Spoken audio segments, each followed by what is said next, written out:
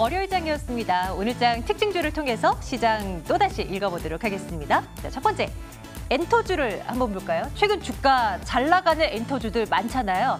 JYP 엔터 지금도 2% 넘는 상승으로 진행되네요. 2분기 최대 실적, 분기 실적을 내놨고 이 트와이스라든지 데이식스의 컴백, 또 갓세븐의 공연 수입이 모두 2분기에 다 반영된 것이고 앞으로도 잘 나갈 것이라는 기대감 속에 진짜 주가 많이 올라가고 있습니다. 여기에 키스트는 이 시각 현재도 13% 넘는 상승으로 진행이 되고 있는데요. 이번 목요일이던가요? 이번 주 금요일이라고 하네요. 신곡 발표, BTS의 신곡 발표가 있다고 하는데 이에 대한 기대감 좀 반영된 듯 보입니다. 15% 가까운 급등으로 현재 진행되고 있습니다. 와이솔 한번 볼까요? 상승폭이 조금 확대하는 모습인데요. 지금도 유지가 되고 있습니다. 6.4% 상승으로 17,450원대. 따로 개별력이 이슈가 나온 건 아니지만 수급이 상당히 양호해요. 외국인, 기관 모두 최근 들어서 동반순 매수하는 날이 제법 보이는 것 같습니다. 이 시각 현재 17,450원 기록되고 있습니다. 쿠쿠홀딩스가 나흘 연속의 상승세를 이어가고 있습니다. 17만 5천 원으로 5% 넘는 상승을 현재도 기록하고 있는데요. 2분기에 깜짝 실적을 내놨습니다. 고마진의 이 제품으로 꼽히고 있는 IH 밥솥 이쪽에서의 매출이 2017년까지만 하더라도 역성장을 기록했다고 하는데 올해부터는 플러스로 전환됐다고요. 수출도 견조하게 나오고 있다고 합니다. 17만 5천 원 기록이 되고 있습니다. 대웅제약 보겠습니다. 3% 가까운 상승으로 진행이 되고 있는데요. 윗꼬리를 좀 달고 상승폭을 많이 줄이긴 했습니다. 이슈는 있었습니다. 대웅제약의 보톡스죠. 나보타가 캐나다에 출시될 것으로 보입니다. 캐나다 품목 허가 승인이 났다라는 얘기가 나왔고요. 출시가 되는 시점은 한 내년쯤이 되지 않겠는가 하는 시각인데 19만 5,500원? 지금이라도 살까요? 잠시 후에 전략 챙기겠습니다. LG 디스플레이가 7월부터 조금씩 바닥을 딛고 좀 올라가는 모습을 나타냅니다. 이제는 진짜 올라가고 있는 것일까요? 3분기 흑자 전환 이거 진짜 이루어질까요? 기대감은 형성되고 있는데 매번 LG 디스플레이에 대해서는 왔다 갔다 하는 전망들이 나와서요. 2% 넘는 상승 이것도 해석해 보도록 하겠습니다. 참 주가가 부진한 쪽도 있죠. 삼성전자. 갤럭시 노트 9의 출시가 임박했다. 물론 삼성전자 주가 논할 때 스마트폰에 대한 이야기는 이제 그렇게 많이 하진 않죠. 하지만 이런 이슈가 있어도 저런 이슈가 있어도 연일 지지부진한데요. 분명히 싼 것은 분명한 것 같습니다. 이 종목도 살지 한번 고민을 해보겠습니다. 조선주도 오늘 강합니다. 현대중공업 8%대, 또 삼성중공업, 대우조선해양 등등에서 모두 강한 모습인데요. 개별 기업들에 대한 어떤 호재들이 하나하나씩 있더라고요. 조선주에 대한 이야기도 나눠보도록 하겠습니다. 자, 유한타증권 영업부 송태영 과장과 함께 종목에 대한 분석 나눠보도록 하겠습니다. 사장님 어서 오세요. 네, 안녕하세요. 네, 안녕하세요. 조선주들이 일제히 강세를 보이고 있던데요. 현대중공업, 삼성중공업, 각각의 분사 얘기들, 수주 얘기 등등해서 있긴 한데 이들이 올라가니까 다른 조선주들도 덩달아 올라가요. 어떤 이유로 볼 수 있는지 분석해 주십시오. 네, 조선주들 같은 경우에는 사실 요즘 업종 내 계속적으로 종목들이 좀 많은 호재성 뉴스를 띄우게 되면서 그런 부분에서 지금 업종이 많은 이제 온기가 돌고 있다. 이 정도로 좀 볼 수가 있을 것 같습니다. 보시게 되시면요, 지금 사실 개별 선종 관련해서도 이제 신조선가 같은 경우에는 지금 계속적으로 조금씩이나마 상승을 하고 있는 모습을 좀 보이고 있고요. 지난주부터 사실 삼성중공업 같은 경우에는 LNG선에 대한 발주가 있었죠. 그런 부분이 이어지게 되다 보니까 이런 조선 업종들 같은 경우에는 계속적으로 이제 수주에 대한 부분이 상당히 문제가 되고 있었는데 그런 수주에 대한 부분이 어느 정도 이제 풀려나는 것이 아닌가 이렇게 좀 해석을 해볼 수가 있을 것 같고요. 오늘 같은 경우에도 이제 두 척의 LNG선을 추가적으로 이제 발주를 하게 되면서 그런 부분이 계속적으로 좀 이어지고 있다라고 좀 보시면 될 것 같습니다. 현대중공업 같은 경우에도 이제 이 해양 플랜트 공장이었죠. 이 온산 공장 자체를 이제 매각을 하겠다라고 좀 얘기를 하고 있었는데 이 온산 공장 같은 경우에는 예전부터 이제 수주가 끊기게 되면서 사실 지금 기계 등도 다 뺀 상태예요. 그래서 유유지였거든요. 네. 그런 부분을 이제 매각을 한다 보니까 아무래도 거기에 따른 이제 매각 이익이 좀 발생을 할 것으로 예상이 좀 되고 있고 그렇게 된다라면 현대중공업 아무래도 현금 흐름이라든지 이런 부분이 상당히 좀 좋아질 수 있을 것 같다. 이렇게 좀 볼 수가 있을 것 같습니다. 네. 아까 말씀을 잠깐 드린 것처럼 사실 조선 이 업종들 같은 경우에는 이제 수주 절벽이라든지 아니면 실적에 대한 부분이 계속적으로 조금 이 우려가 된다 이런 부분이 지금 주가에 대한 부분을 발목을 좀 잡고 갖고 있었는데 이런 부분에서 어느 정도씩 조금 해결의 실마리가 보이다 보니까 아무래도 오늘 업종 전반적으로 이제 수급이 좀 들어오게 되면서 상승을 하는 게 아닌가 이렇게 좀 해석을 해볼 수 있을 것 같습니다. 매번 그렇잖아요. 오늘만 오르는 게 중요한 게 아니라 이게 이제 지속적으로 더 갈 수 있을까가 가장 이제 궁금한 포인트인데 진짜 그렇게 될 수 있을까요? 이제 조선주의 볕들 날이 올까요?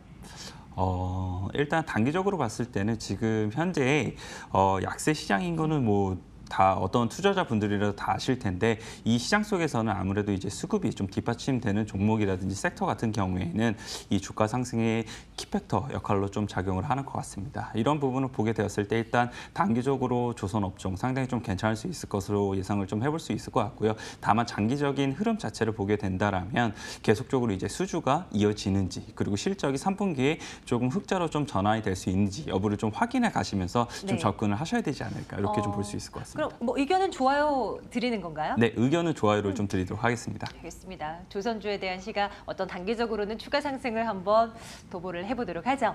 자, 다음 종목 보겠습니다. 이번에는 삼성전자를 보겠습니다. 왜 이렇게 안 가요? SK하이닉스는 그래도 뭐 가거나 아니면 버티거나인데 물론 뭐 이제 외국계 보고서 그 나오면서 급락을 했었기도 했지만요. 삼성전자는 이래도 밀리고 저래도 밀리고 있는 것 같아요. 진짜 이거 왜 이렇다고 봐야 될까요?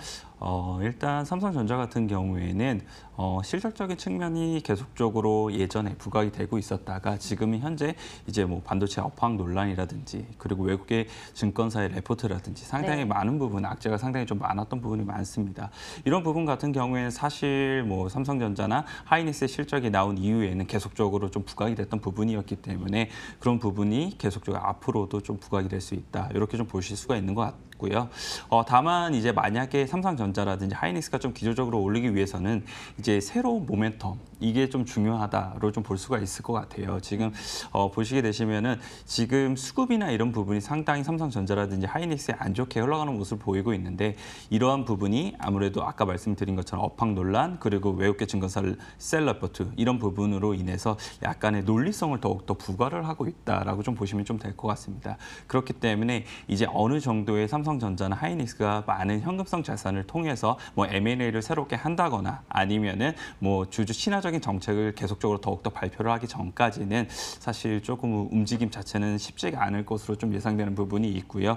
다만 이제 3분기 실적으로 가게 되면은 삼성전자라든지 하이닉스 같은 경우에도 2분기에 좀 주춤했던 실적이 3분기로 넘어가면서 다시 한 번 더 최대 실적으로 좀 나올 수 있는 부분이 있을 것 같아요. 네네. 그런 부분을 감안을 하게 된다라면 실적을 발표를 앞두고 있을 시기가 다가가게 된다라면 그런 부분에서 기대감에 어느 정도 주가는 회복을 할 수 있을 것이다. 이렇게 정도로 해석해 볼 수 있을 것 같습니다. 반도체 업체들에게 있어서 사실 3분기가 또 성수기로 또 불리우는 시기이니까요. 주가적인 측면에서는 어떻게요? 그래도 분명히 싼 건 싼 거잖아요.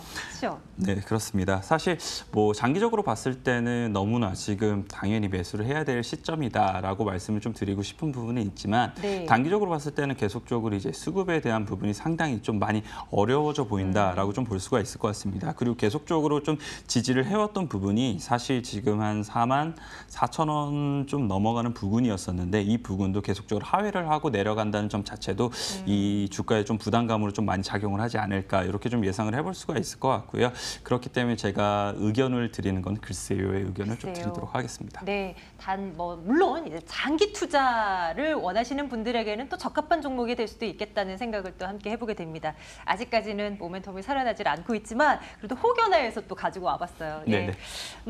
다음 종목 가보겠습니다. 자, 이번에는 어떤 걸 볼까요?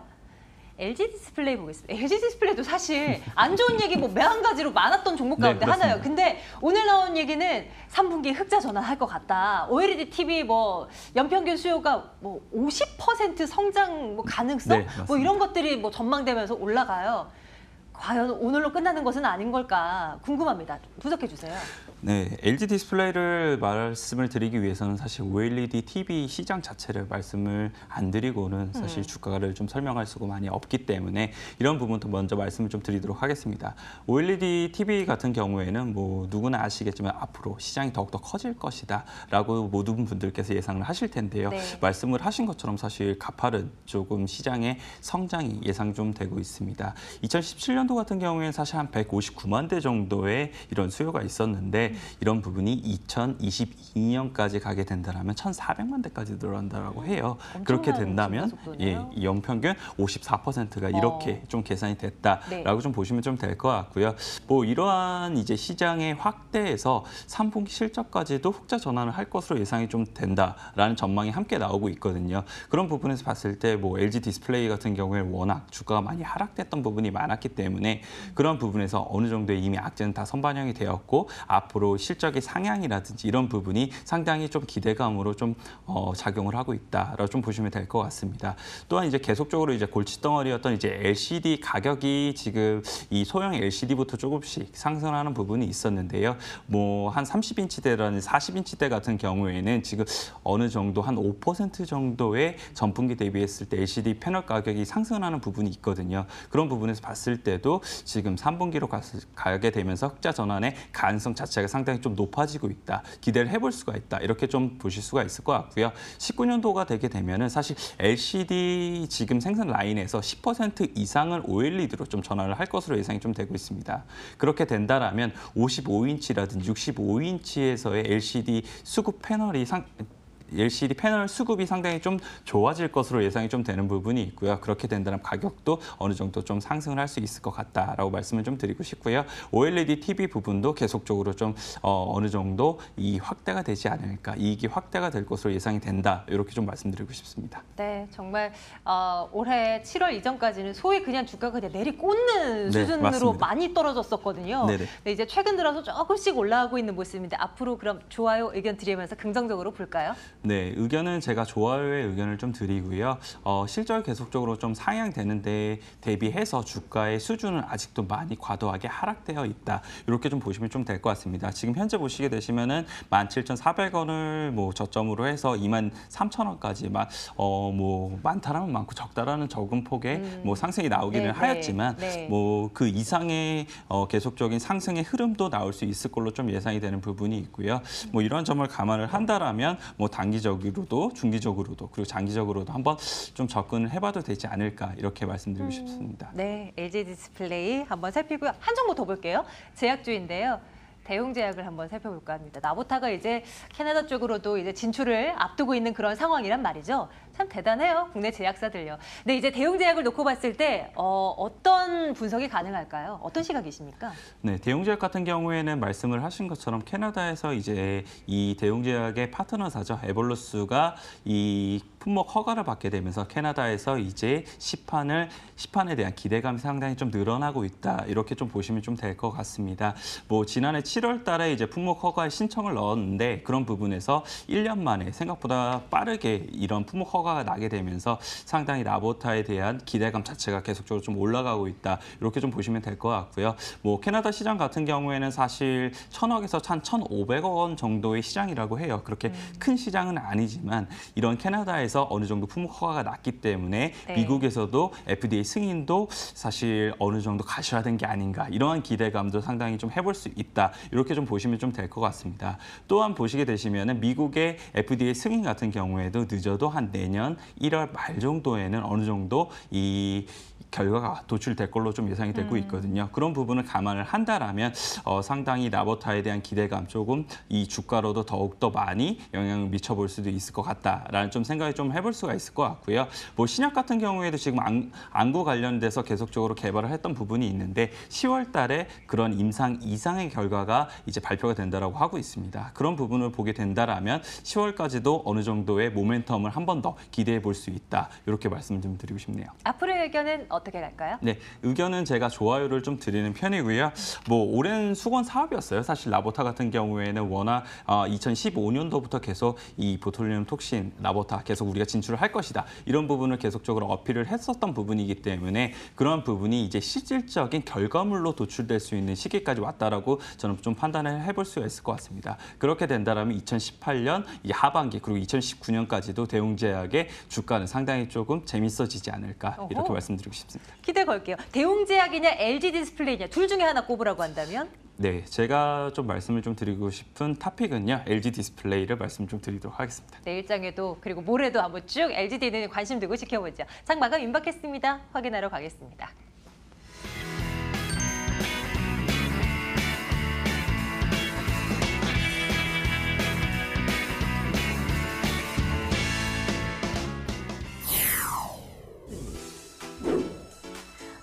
개장했던 코스피는 상승폭을 축소했습니다. 호가 분위기 살펴보시면요. 코스피는 0.07%의 소폭의 오름세 2248선의 장을 마칠 것으로 보이고요. 코스닥은 장중 반락을 했습니다. 하루 만에 반락을 하면서 0.35% 조정을 받으면서 769선의 마감을 준비하고 있습니다. 호가였습니다.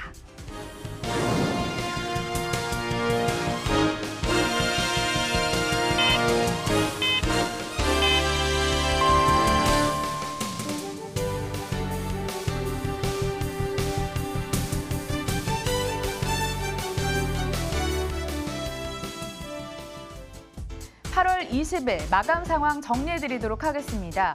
코스피는 전거래일보다 소폭 반등했습니다만 제한적인 수급 탓에 상승 동력을 얻지 못했고 탄력을 줄이다 0.04%의 소폭의 오름세 2248선의 장을 마쳤고요. 코스닥은 장중 반락을 했는데요. 시간이 갈수록 계속 느슨해졌고 0.28% 조정을 받으면서 770선의 장을 마쳤습니다. 수급 보겠습니다. 장 한때 모든 수급 주체들이 일제 매도로 돌아서기도 했습니다. 하지만 기관 쪽에서 수급 눈치 보기가 상당했죠. 그러다 결국 46억 원 매수 우위로 집계가 됐고 가장 많은 물량을 팔아치운 건 외국인이었습니다. 500억 원 넘는 매도 우위, 개인도 43억 원대 매도 우위로 포착이 됩니다. 코스닥 수급에서도 외국인이 가장 많은 물량을 내놨는데요. 500억 원 넘는 매도를 우위를 보였다면 기관 역시 368억 원을 매도했습니다. 다만 개인이 사자를 외쳤으면서 969억 원의 순매수 우위, IT, 제조, 제약 가릴 것 없이 대다수의 업종을 두루 매수하는 움직임이 관측되기도 했습니다. 종목 살펴보도록 하겠습니다. 강스템 바이오텍인데요. 그동안 투자 심리가 상당히 위축됐었던 줄기세포 치료제 관련해서 치료 기술이 부각이 되면서 오늘 시장에서 일부 종목들이 상승하는 움직임이 관측됐습니다. 강스템 바이오텍 관절염 줄기세포 치료제 안전성, 유효성을 시장에 재각인시켜주자 9%까지 뛰어 올랐고 12,450원의 장을 마쳤습니다. 다음 종목 살펴보도록 하겠습니다. 포스코 그동안 외국인의 매도 랠리가 부담스러웠는데요. 장 초반 외국계 매수가 다소 유입이 됐고 기관까지 동반 매수에 나서자 지수를 상승으로 이끌었습니다. 2.56% 오르면서 32만 1,000원에 오늘장을 마쳤습니다. 마감 분위기 함께 돌아봤습니다.